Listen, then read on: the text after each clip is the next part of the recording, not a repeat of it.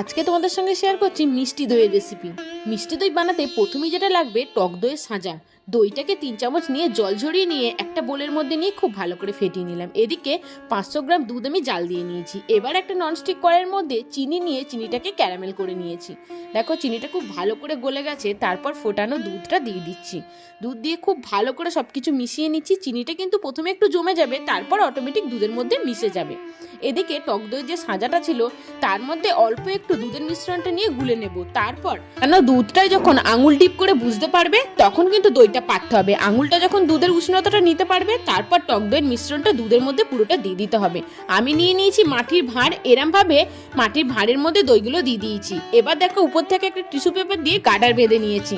এবারে একটা গরম জায়গার মধ্যে টাওয়েল চাপা দিয়ে 7 থেকে 8 ঘন্টা রেখে দিতে হবে। আমি ওভারনাইট রেখে দিয়েছিলাম। পরদিন সকালে দেখাচ্ছি, দেখো দই একদম রেডি হয়ে গেছে। রেসিপি কেমন লাগলো অবশ্যই জানিও।